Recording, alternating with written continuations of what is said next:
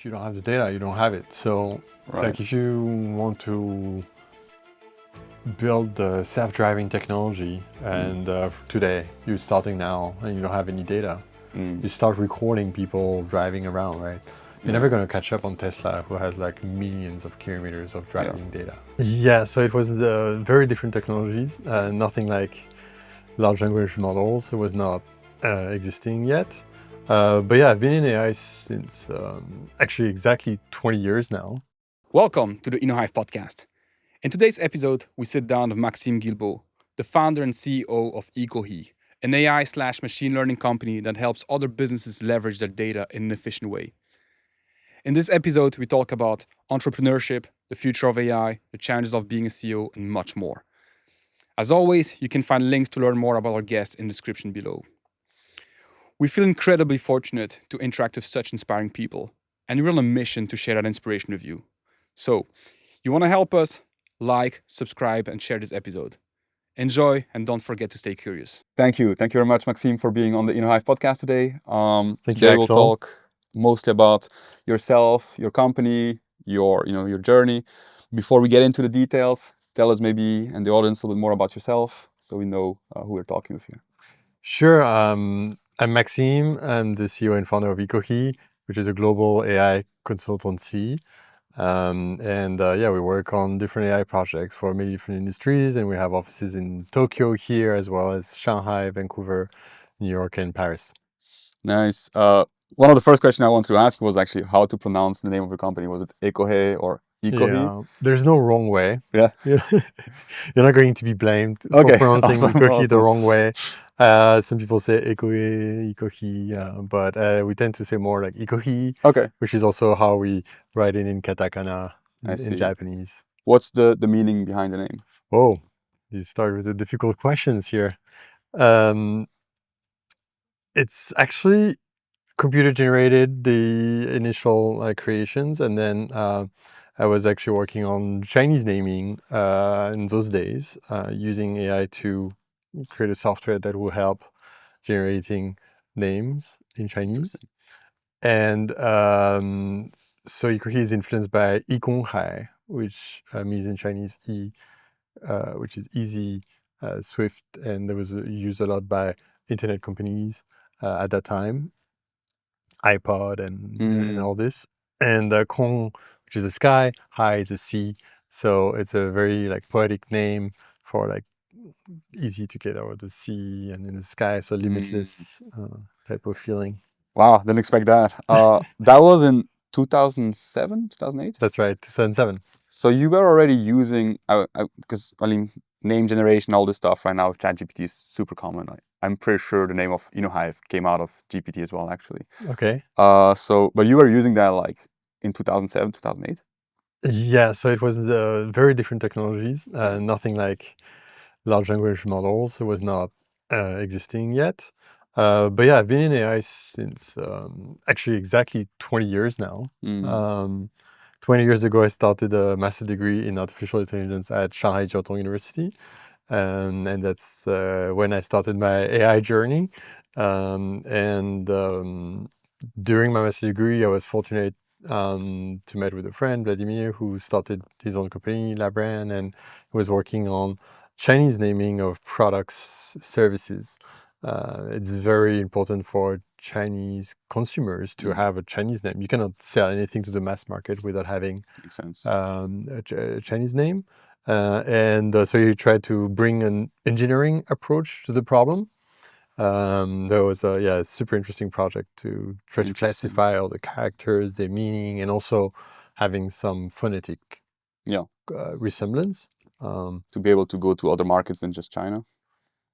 Yeah, but sometimes like Coca-Cola is Coca-Cola in Chinese, right? It's usually you try to find a name that has some similitude in terms of sound.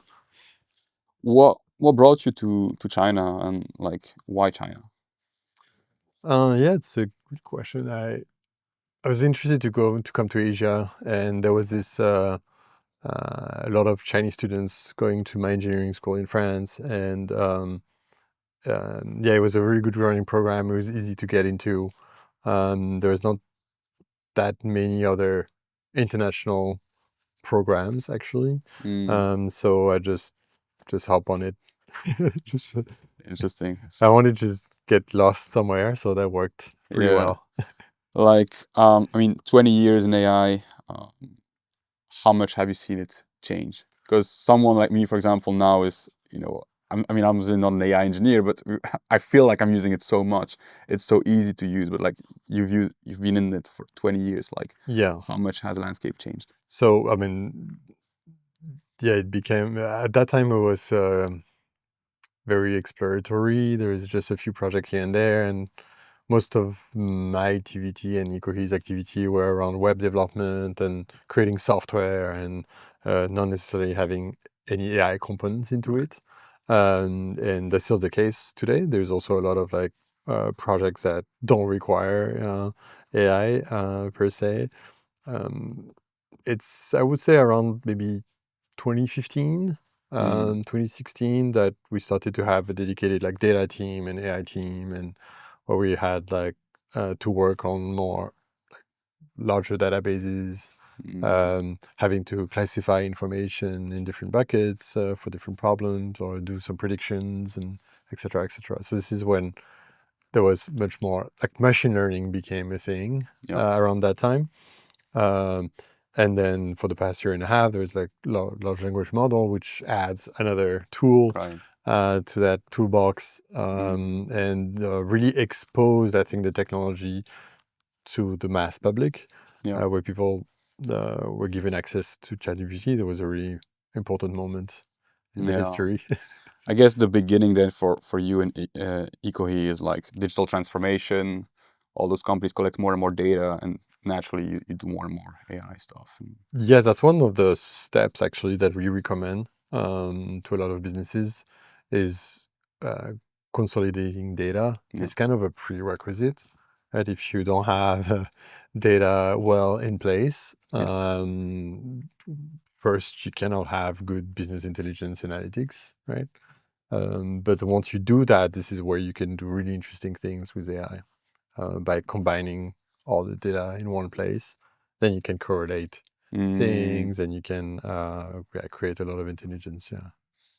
like 2007, you founded Ekohe. Like, why go right away? With your own company, or what did you do maybe before that? Like, walk us through the career Yeah, itself. that's a good question. So I was already freelancing. Um, it was the Web 2.0 boom at Mm, that time. So a lot of people were asking me, like different entrepreneurs, like, I need a website, I need to do this, I want to do that, and I want to create this product. So I was just like helping doing that, mm, this and that. And then, yeah, being an entrepreneur was always in the back of my head at that time, probably inspired by my dad, who was also an entrepreneur and running his own company. what Uh, kind of company was? it was also in software, Okay. so not very creative in that sense, just following the path. Mm, um, and then, yeah, in 2007 in Shanghai, yeah, there was a lot of people with many ideas starting businesses, and um, it was also an environment where it was easy to do so. yeah. You didn't need a lot of capital or anything like that. Just need a laptop and just do it, right? Um, so Was yes, the lack it of was just. Chinese an issue? Like, because I mean, in Japan, for example, like not speaking Japanese, and especially in that time, starting a company will be extremely hard. But in China, was not the case. Well, I studied Chinese. I Okay. was part of the exchange program, and the master degree was taught in Chinese. So I Wow. had to learn Chinese as well. So that was not really an issue for me. But we're also working with a lot of foreigners in China. Um, Not necessarily ever had a lot of Chinese local customers. Mm, well, what will be like the challenges that then you were facing in China and like starting the company, like getting the first customers? What were the pain points, so to speak? Yeah, I think I just coming out right out of school. You need some cash to survive. Mm, and so you need to pay bills. You don't have any savings or anything from any professional life. So it was really difficult to start a business in that type of situation. Um, and then we started, got a little bit of momentum, and then 2008 Mm. financial crisis hit. So we had a few customers from actually North America, which didn't have any funding anymore. So 2008 was also really, really tough for us. We got lucky to got some enterprise client at that time, which helped us continue Yeah. and actually grow from there. But that was, yeah, it was a difficult time. It was a difficult time. Yeah. Trial by fire right away. Yeah. What allowed you to survive? Because I guess the natural path for most people will be like, okay, try to start a company. 2008 happens. Okay, I'm just gonna get myself a job and wait until things get better. But you sticked around, and what kind of helped you survive, and what was the strategy? Mhm. I was lucky. I was lucky to find that corporate client in the summer of 2008. And is it just luck? I don't know. I guess I was just Probably not. like trying as far as I could, right? Before running completely out of money. So uh, determined. I think if I've been doing this activity for 17 years, it's also determination is important, resilience. Mm. There's actually not a lot of consulting agencies, type of businesses that have been running for so long either. People get burned out after like 5, 6 years or Yeah. very often because it's a very demanding activity.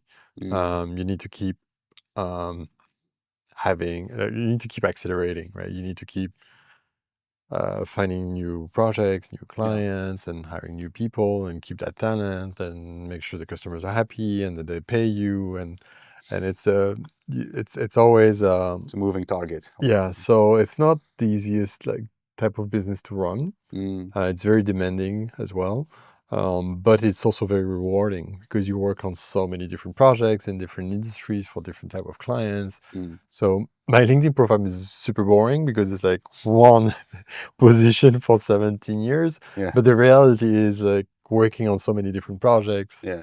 That's a luxury because you learn tons. You learn so many different things in so many different industries. That's great.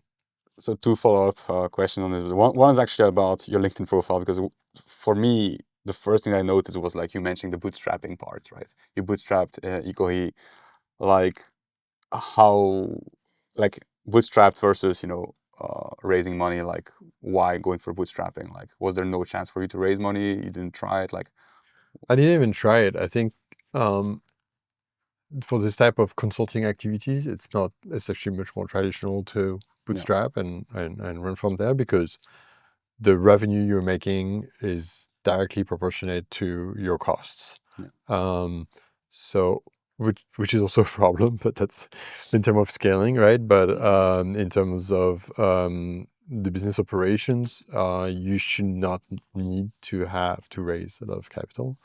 It's not like, well, I want to be in the hotel business where you need to buy a hotel first, right? mm, Or build it or buy the land and all this. So you have like huge capital needs. yeah, But the consulting activity again is just a few laptops, a few people, and mm, so just not really needed to yeah, do so. And then we could have probably accelerated the business by raising money, mm. um, but just never get into it. Just being busy running it. Like your right now, Ekohe is like, I mean, 4 different countries, right? 5, Five. yeah, And how many people in total? And about 50 people. 50 people. Okay. Yeah, Wow.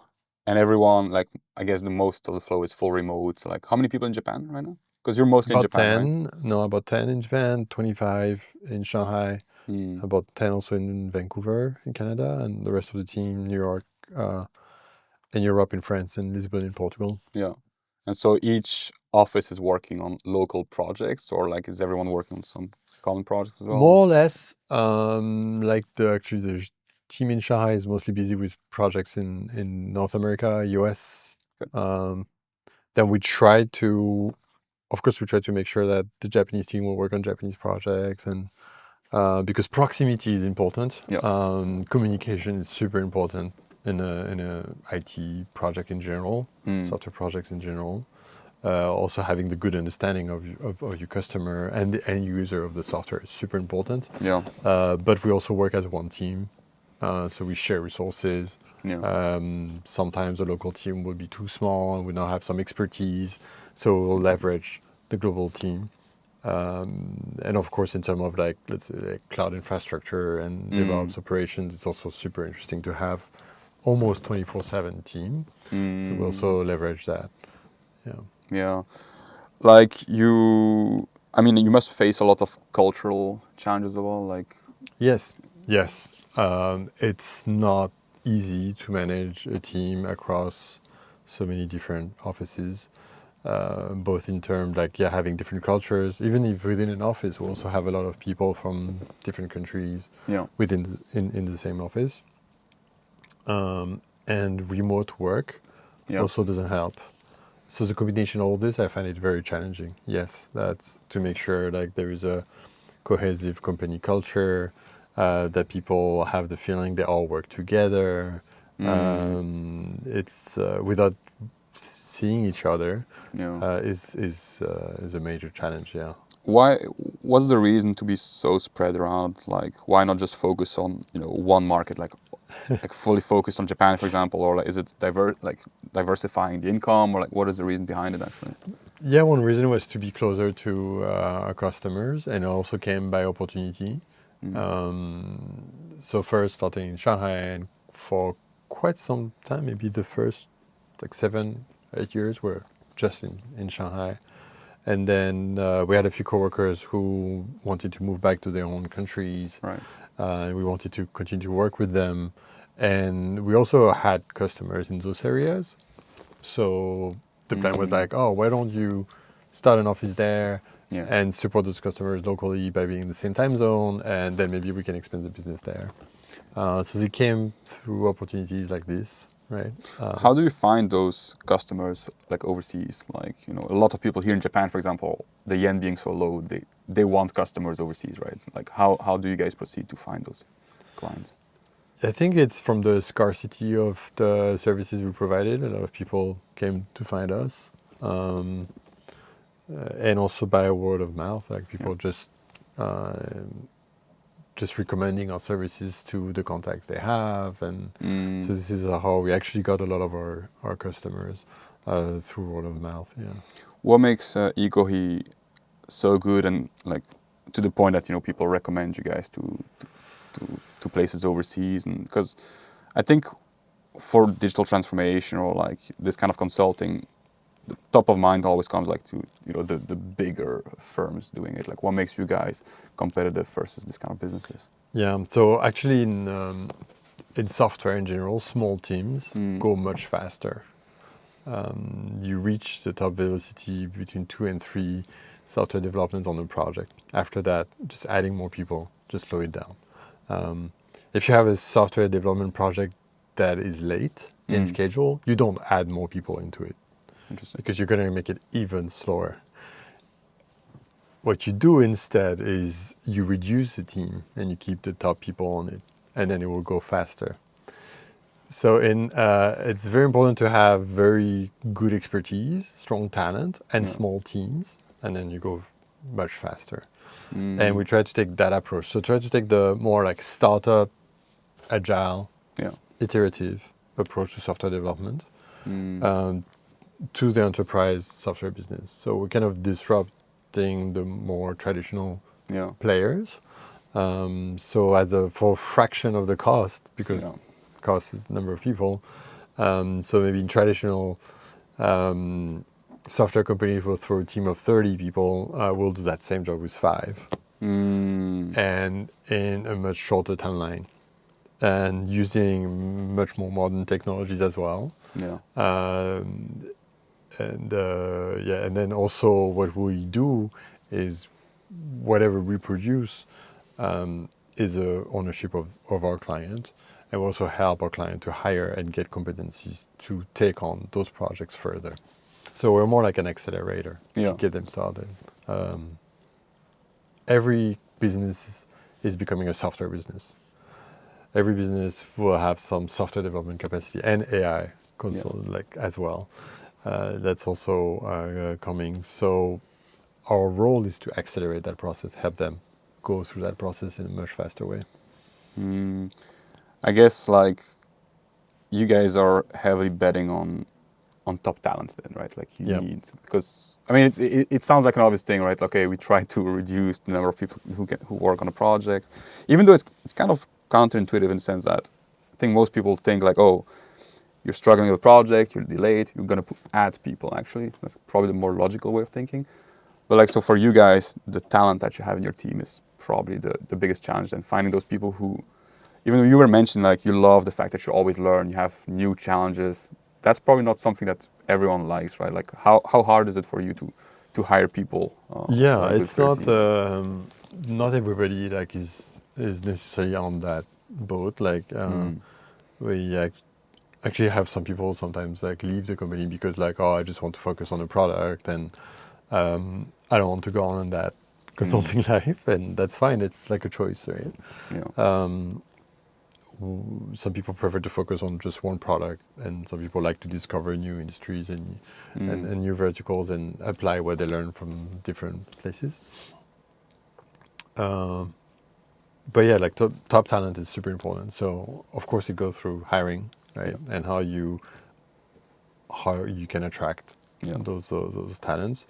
But the whole hiring process as well. So like getting those contacts in the first place, and then qualifying them appropriately, and then training as well, Yeah. making sure you have the right training programs, that you can make sure that junior entering your team can be trained and mentored to grow as fast as possible, of course, and then retain. Make sure that people also stay in your team as long as possible, because like the cost of somebody leaving the team can be very high. Mm. How how do you like qualify that type of talent? Because if you ask someone, for example, oh, do you want to learn new things? Everyone will say yes. Do you enjoy new challenges? Everyone says yes. How do you? What's the trick for you to kind of figure out? Okay, that person is going to be a good match for the type of environment that we'll propose. It's almost like $1 million question because we're always trying to figure this out, right? That's Yeah. the key. There is a bit of like, oh, culture fit. Okay, do we think this person fits well within the team? With the does that with our core values? Mm. Does that person reflects well?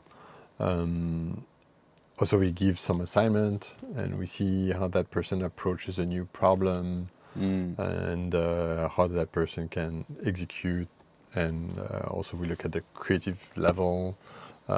Actually, a lot of soft skills. The technical skills, you can always learn them, Yeah. and you always need to keep to learn them anyway, because they change all the time. What you know in terms of like languages and frameworks and all this, after 2 years it's already Yeah. outdated. So you always need to keep learning. But what really matters is like the attitude of the person and its soft skills, communication skills, a lot of things which are much harder to change or Yeah. slower to change in a way. Mm. What are the values for Ekohe? Like you mentioned, people who match the values. Like what kind of values are we talking about here? Yeah, so we give a lot of autonomy and we try to treat our employees like adults, and they have to be quite autonomous. Mm. So they have to like figure things out Yeah. by themselves and be able to be self-driven. So if they're given a task or a problem to work on, they need to be able to follow up on that problem and make sure the things goes further and moves forward. They need to be comfortable in working in a transparent environment, be able to take on feedback, Mm. and to be able to improve themselves on that feedback. And because sometimes it can be a bit brutal to receive type of honest, transparent feedback, but that's something we strive to work on because this is how you can become better. Then, of course, we try to have fun as well. We try to have fun solving those problems and challenges. Work take a lot of your time, a lot of your daytime. So you need to make sure you actually enjoy it. Right. And I believe this is when people enjoy what they do, that they do their best as well. So I think for me that's something that is very important. Is this type of environment fine for like, you know, someone straight out of college, or like, or do you usually, you probably need people with experience, like what kind of profile is ideal in that sense, number of years of experience? Yeah, usually it's best when people have a bit of experience, when Yeah. they have seen at least internships. Yeah. If you just have one single experience, I feel a lot of candidates are so curious to see how it is out there.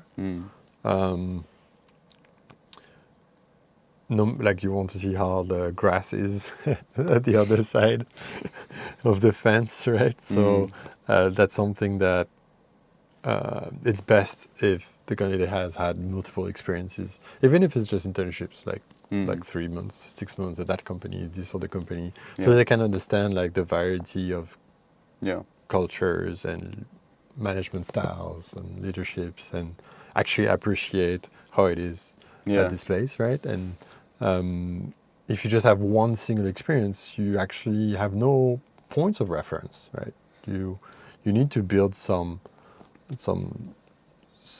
trials, some experience to understand that this is actually something I like, and I think this is a good place for me. Right? If you don't have any reference point, how could you know? I mean, freedom, autonomy sounds all great at first, but like maybe feel very kind of uncomfortable for someone that has not experienced. You were obviously very technical. Are you still like very technical these days, or like are you doing mostly like business development? What's your day-to-day like? Yeah, maybe I'm still involved in some projects, maybe too much. Some of my colleagues are like, Maxime, you should stop doing that and focus on your CEO job. So yeah, I'm still involved in some projects, also because I like it. And there's also some legacy historical project that is, I'm still involved in it because I have some experience in some specific domain. We have some clients who have been working with them for more than 10 years now. So for those, I'm still deeply involved. But I do spend maybe a third, at least, of my time in business development. Try to grow the business, and partially in this time, this is what is a bottleneck to our growth, is the sales and business development. So I try to push that. So you're still very hands-on, like you say, for a CEO, mainly because you love it and those customers that you've been working with for a while, and like and I think it's also a way for me to show to my team how I do those things. I'm very for like leading by example, like walk the show. So it's like, this is how I approach things, right? This is how I will reply to that request. This is how I will handle that thing. This is how. But I show this, and I think the team appreciates that. Because I can try to pass on that knowledge, on that way of doing things. For me, the company culture is all those hidden rules and way of doing things. And in the end, it's when you're not around, it's how people will behave, right? And so it's also like for me a way to, I don't mind so much doing all the things, because then people can see how this happens. And I hope, I'm not saying this is the right way. I'm also very welcoming of feedback to me. Like, tell me if you think I should be doing this better, right? But makes sense. You mentioned like the current bottleneck is like the business development, and like what is the next level then? Let's say, okay, now business development goes great. What is the next phase for Ekohe as a business, growth wise? I think we want to get into a more uh, stable position. I think a lot of those offices were still um, in the childhood phase, I would say, still being established and still don't have a strong foothold in those areas, in those regions, including Japan, actually. Yeah. So I think the next phase is to be established. We something we want to improve is our like client concentration problem. We have a large portion of our revenue is only from a few handful of clients. So I think we want to grow to become like more stable financially speaking, and to have a stronger foothold. Yeah. I guess, like, what is the biggest challenge to acquire more clients? Because what you mentioned is diversifying basically the income stream. Like, what is the biggest challenge in here in Japan, particularly? Yeah, in Japan, it's we have quite a few requests. People are very curious about AI. They're also very how to say. People have very high expectations of AI as well. A bit like a magic wand. Yeah, we'll do this, we'll do that. So they come. A lot of businesses come to us with a bit crazy moonshot ideas. Like, for example, give me an example. Like, don't mention any names, but like just an example, like one of the craziest things you heard recently. It's hard how to get very technical, but yeah, they want to predict a lot of things. Predict sales in the future. Oh yeah, like all kind of like future predictions. Yeah. Which are great ideas, are valid ideas. But often we talk to businesses which are sometimes 100 years old or more. That's very common in Japan. And as you go into the problem a bit deeper with them, you realize that actually all the foundational work is not there. That they're still using Excel sheets here and there, and they're clearly not digital at all. So it feels like there's like much simpler projects to execute before that. So a digital and AI transformation, you would approach it, well, I mean, we approach it as what are you identify a lot of projects, and a lot of them can be around automating tasks, which goes into like reducing costs. And those are usually the project that will have the highest ROI. Yeah. Because it will not cost as much. And you know that it will be a benefit to the firm to execute on those projects. But you have some AI projects which are great ideas as well, but you're not really sure if actually the AI solution will work. Maybe it will cost more than the human impact. And I'm not saying I don't believe into AI. Like I am an AI believer, but it's not always the most logical first step that you need to do as an organization, right?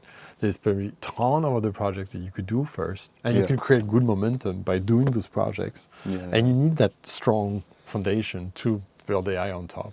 But they start with that higher level problem, but they still haven't done everything under it. It's It goes back to what you were saying in the beginning, right? Like your AI development is going to be limited to the quality of the data that you have and that digital transformation phase that you do before. And so for you guys, that's probably the ideal client, right? Where they need help with digital transformation, and you walk through that journey with them to AI development as well. Yes. And like, yes, exactly. are you guys like partnered up with like companies that do only digital transformation, for example, and like kind of collaborate with them, or like is there a way for you to do that? We try to. We're having some discussions with firms like that, or sometimes also marketing, or don't have so much tech capabilities, but they also receive a lot of AI requests. Right now, there's a lot of like interests, Yeah. not necessarily backed with budgets. Yeah. And that's another issue. It's like, oh, we want to do that, but we don't have budget this year. It's like, okay, so wait, we wait next year, or what's the deal? Businesses that they don't have an R&D, they don't have an R&D budget or a budget pre-allocated for like doing innovation. They're doomed to fail, I would Yeah. say. It's Yeah. like we have seen this in the history.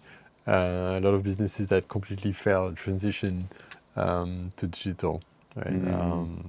I'm meeting these businesses like almost every day Yeah. and telling them like, oh, you're the next Kodak, you know. So, Ouch.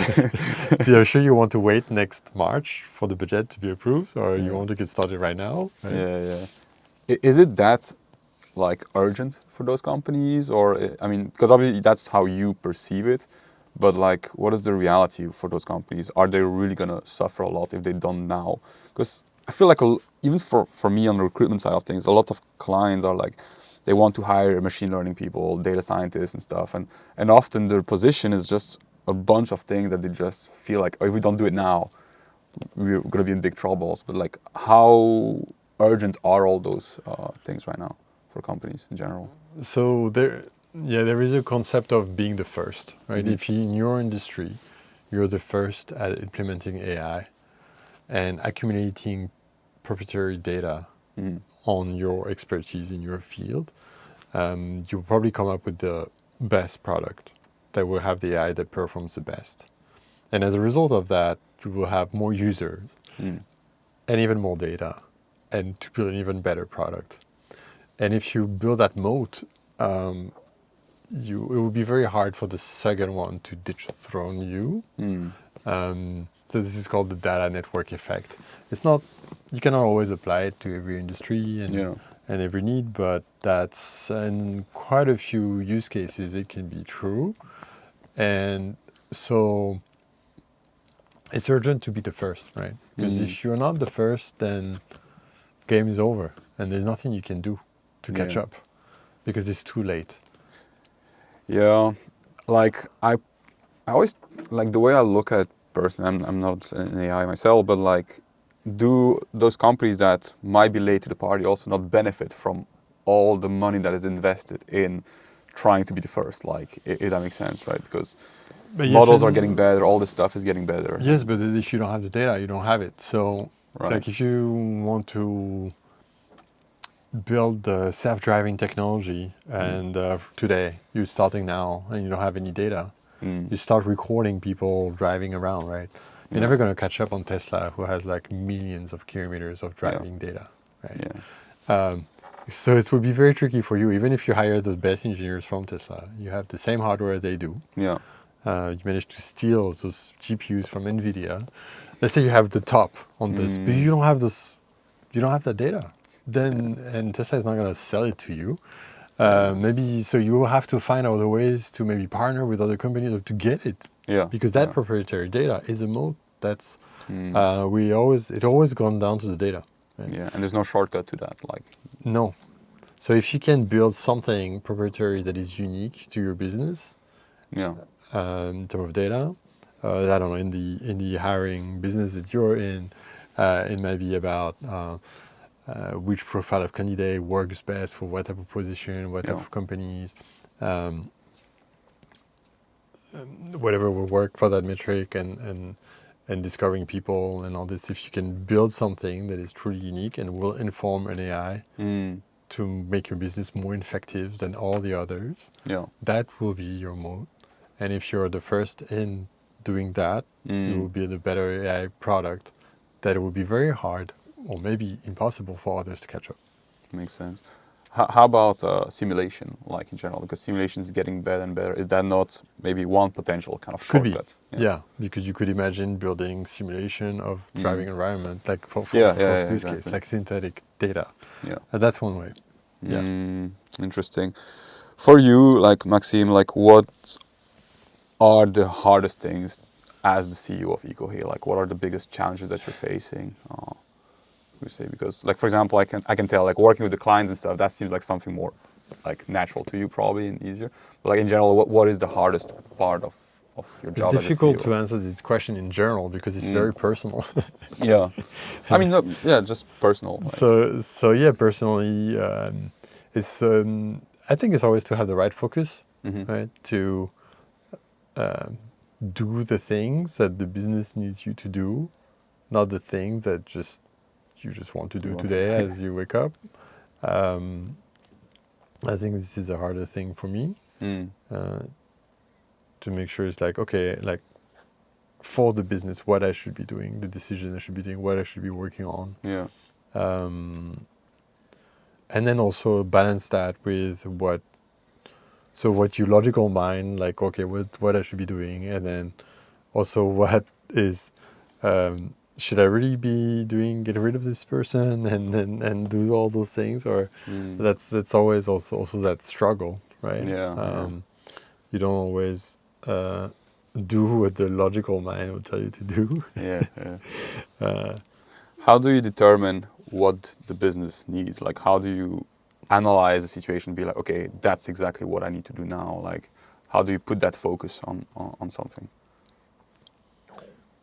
Yeah, I think you need to have some time to reflect, right? To book some time once a month.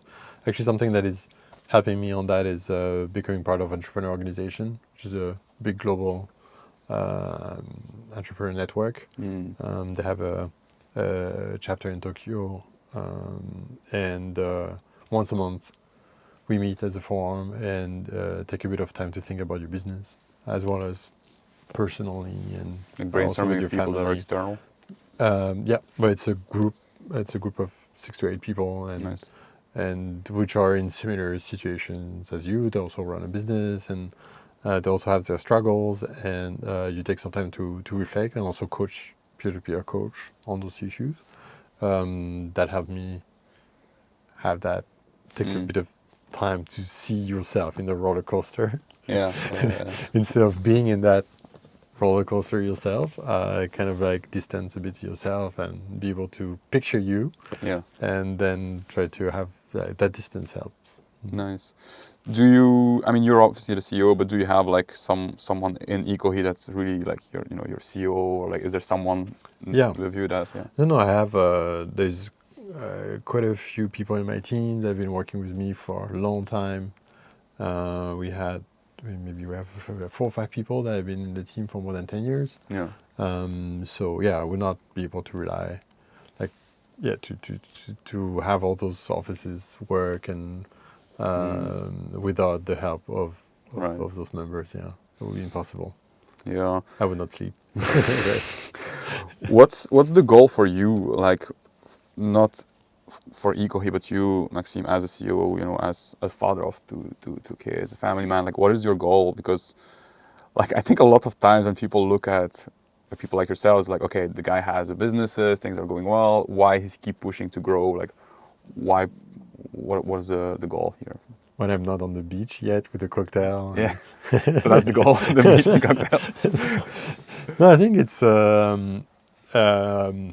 like we believe in like the transformative power of technology and how it can make society better, and eventually we want to work on harder problems like environmental problems or societal problems, and I think we want to get to a point where we can maybe focus on energy on those on those problems. We're not there yet, but I hope we can be in a position where we can have the luxury of be like, oh, launch our own initiatives and yeah, and work on something that will truly like Has a be very passionate about. direct impact. Yeah, What I is think even. stopping you from being there today? Like, what are the reasons behind it? Yeah, it's a good question. Why not now? Maybe there's no good reason for why not now. I guess be able to have resources, enough resources that we could spare on this initiative is maybe the issue. I think, yeah, we can't just right now we're still on like scaling the business and Yeah. on the day to day, and yeah. Like, for me, I'm obviously, if you know how I haven't since always. Actually, I'm always just networking, trying to meet more people. And when I face an issue or something that I'm like, okay, I really want to do that, I'm like, who do I need to meet to advance in that direction? Like for this type of project that you guys would like to work on, what kind of person do you need to meet? What kind of organization? Like, who out there could basically push you guys in that direction? Yeah, that's. I need to think a bit more about this one. Yeah, it's pretty powerful. I'm telling you, take a piece of paper, Yeah. like, yeah. Yeah. Because that's usually the thought process for me is just, okay, I want to do this. What do I not know? Who knows? How can I contact them? And I just walk through the whole list, and it takes one day usually. And it was the same for to start the company in Japan, for example. Here, who does know? How can I contact? And just Yeah. Yeah. I always leverage network. I think sometimes I'm just too relying on my own and not mm, looking for external help. I think it yeah, could be one of my weaknesses. yeah, interesting. I mean, I guess that's why we do this kind of podcast as well. It should hopefully help. One of the things that I read also on your LinkedIn, I think, is that Ekohe started with Ruby on Rails, right? Yep. Why? Because there's a lot of developers here in Japan that they kind of get off of a boot camp and they use Ruby on Rails, and then they usually struggle to find work in the market. There's not many companies using it. What is the reason behind it for you guys? Um, yeah, in the past, I've was using a lot of like PHP and Mm. LAMP framework, and it was very messy. And at that time, Ruby on Rails came out and kind of set a standard of like how things should be structured, and with the idea of having more conventions over configuration, and working towards the programmer's happiness, Mm. which I find very appealing. And also Ruby has a very interesting,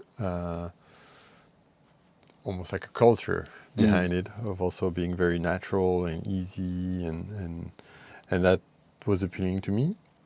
And so we are still using Ruby on Rails for a lot of projects today, as well as other technologies like a lot of course, Node, JS, and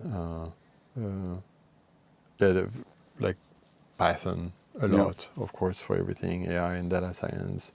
But still a lot of backends in Ruby because it's very efficient and it Yeah. works really well and very stable. And so I think it shouldn't. If you're a good Ruby and Rails developer, it should not be difficult for you to find Mm. a position. Mm. And for us, it was also kind of a strategy to kind of focus on a few technologies and not be too diversified. Mm. Like we're not a very large team, Yeah. right? So if we had like two people on this and two other people on that, and like very spread out, we'll just be average They can't at all those collaborate between technologies, them. and it will be very hard also to collaborate. Mm. But here we have like a focus on like a few main technologies, and we can actually be the best ones Yeah. at something. So Ruby on Rails project, we know how to scale it. We know what type of issues we may get into, Mm. and we know it works Yeah. really well. So we can be confident that we can bring a system to market that can hit a traffic or Yeah. without any security issues or scalability issues or anything like that. Ruby on Rails runs the largest e-commerce platform in the world, including Spotify and a lot of other businesses. So this is like enterprise, Yeah. scaled, stable. There are a few alternatives and there are a few other things out there. I'm not saying this is the best Yeah. solution for everything, and it's not the best solution for anything. But for a lot of problems for us, that works well. And it's always you have to choose the best technology for the problem, Yeah. and you need to sometimes to have a mix of technology, right? In the same project, we might have some pieces in Python, some Mm. pieces in Ruby, some other things in Node.js, and but you also need to make sure it's not a complete mess or a Yeah. zoo, right? Like you have a bit of everything. We have seen projects like this that are completely unmaintainable, right? Because Yeah. there is a too much technologies in there.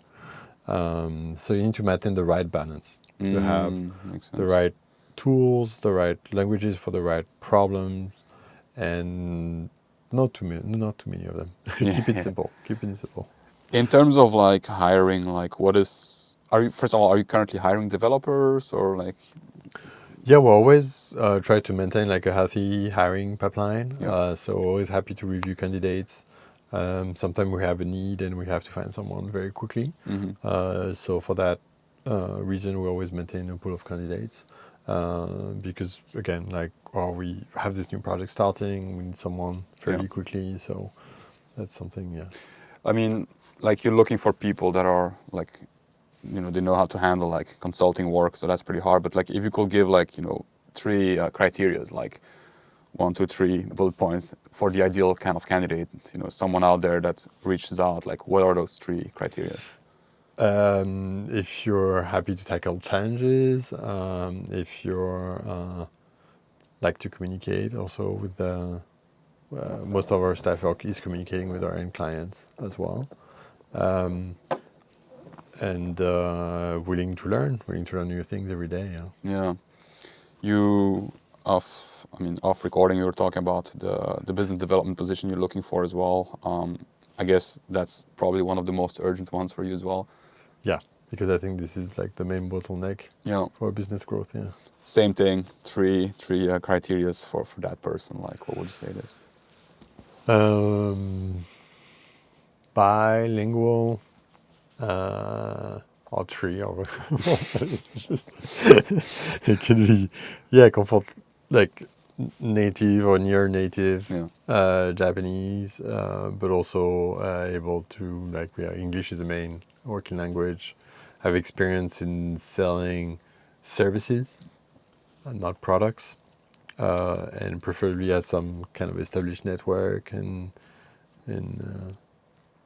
yeah, that would be so someone more on the senior side, I guess. Yeah. Like people maybe from the digital transformation side of things, like that. Yeah. Yeah. Interesting. Maxime, to wrap it up, I guess one of the last things I really want to ask you as well is like, what kind of advice would you give to people who want to start a business and bootstrap it, and like, what did you learn like along all those years that you're like, okay, that is something that I want to share to every person to save them time, save them pain. Like, what would you share? I need to think a bit more about this one. It's a deep one. It's a deep Yeah. one, yeah.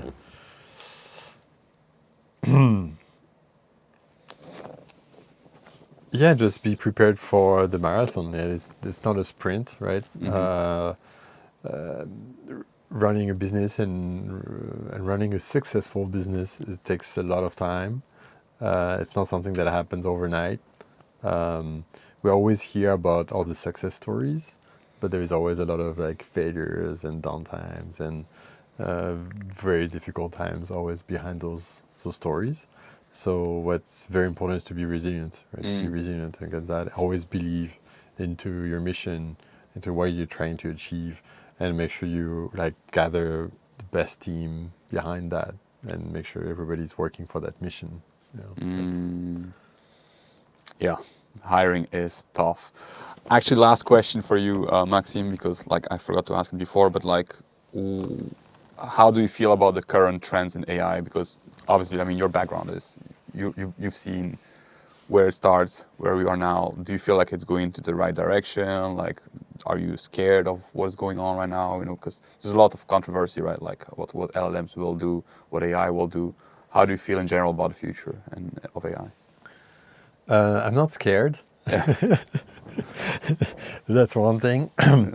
I'm more scared of human stupidity than artificial intelligence. I think, yeah, we have much more problems about human stupidity. Of course, AI can be a powerful tool, right? And any powerful tool can be used in good and bad ways, right? So that's something we need to be careful of. But I believe it will bring much more good to society than bad, particularly in areas like education or I think AI will be very transformative.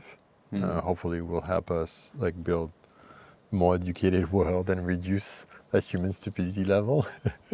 But things are going very fast, right? Yeah. Things are going really, really fast and faster exponentially. So it's very difficult to predict the impact it will have on the society. Do you And think we should slow it down for no, now? we can't slow it down. Yeah. There's nothing you can do to slow it down. And that letter to slow down was bullshit. It Yeah. was just That's what I want to talk about. Yeah. Okay. it's complete bullshit. It was just like I saw a few people trying to say like, oh yeah, sign this, you know. Yeah. But you cannot slow down technological progress. You cannot say to all the researchers and all of them in every country Yeah. to freeze. That's irrational. No. So, but we have to be prepared of a few consequences and but you know that's the same thing. Like when we moved from horses to cars, and we had some cars accident, and we had to set up like traffic lights Yeah. and driving license, and you know we had to. Every technological advance comes with that. But I think what matters is the net. On the net, it's much more positive than negative. Yeah. I think the people that are scared and feeling uncomfortable are the feeling comes from the fact that they might feel like, oh, I might miss out. Like they're not in the field, they're not really participating in development, and so they're just spectators of what's going on, right? Like, would you give any advice to those people? Like, what kind of advice would you give to those people to not feel that way? Like, Yeah, educate yourself, right? There is a mm-hmm. lot of free education online. It requires some curiosity. There's a lot of newsletters you can follow and read about it, and spend a bit of time to try. I think one underrated skill is the skill of unlearning, right? Unlearning. Always, it's always very tempting to just repeat the same way of doing things. Like you do this work, and I've done it like this for like 10 years, so I Yeah. just go on and move on and doing the same thing the same all the way. But always question yourself about like, oh, I'm doing this way. Maybe I could. There's some other tool. There's some other things, and so that capacity to learn is really underrated. If you kind of like forget and oh, what if I redo this from scratch? How I would redo Yeah. it, right? And having that attitude, and yeah, be able to being okay, Yeah. and being in maybe in outside of your comfort zone Yeah. and trying new things. Yeah. Yeah, I agree completely with this because I'm not a technical person myself, but somehow I probably use like, LLMs and stuff more than developers these days because I don't know what they know actually. So I start from that unlearning kind of, situation, and everything that I do, I'm just like, can I add some type of AI behind the process? And I feel like people who have that very deep technical knowledge, they're like, I know I can do it without it, and so it's kind of almost pride sometimes where they don't want to touch it, and so yeah, I agree with that. Yeah, I think you need to like yeah, everybody can go to chatgpt.com and Yeah, and try it out to see how your daily task you can automate this and that, and you will be disappointed sometimes, right? yeah, You try something, it doesn't work as you think it would. But then it's also part of the process to understand what it's good at, what it's not so good at, and yeah. maybe you didn't ask it the right way, and so you need to Mm, go through that process of like people are just putting one thing and then they're like, oh, this is shit, and they close it forever. Well, no, like give it a second chance, right? It's yeah, like, uh, oh, maybe you didn't prompt it the right way, and people don't understand what it's. Yeah, they feel like it's a knowledge base, where it's yeah, not a knowledge base. It's not a database. yeah, If you use it in that way, then you will be disappointed by a lot of hallucination it will come through. So yeah, it takes. It's a new tool, so it's mm, people need to spend a bit of time. What it's yeah, good at, what it's not good at. It's a bit like a calculator, right? yeah, Like yeah, there is still some math you could just do in your head. You don't yeah, have to yeah, type it out on a calculator. yeah. I guess the whole thing is we're looking for efficiency, right? And so even if you can, you're good at mental math, like nobody cares. Like you have a calculator next to you, just use the calculator for the same thing. Maxime, like I think I'll wrap it up, and just thanking you for being here. Actually, I really have a lot of fun talking with you. I could probably go for another, I don't know, hour, probably more actually. So thank you so much Same here, for joining likewise. us. Yeah, it was fun. Thank It's you. fun. Thank you very much. Thank you, Maxime. Cheers.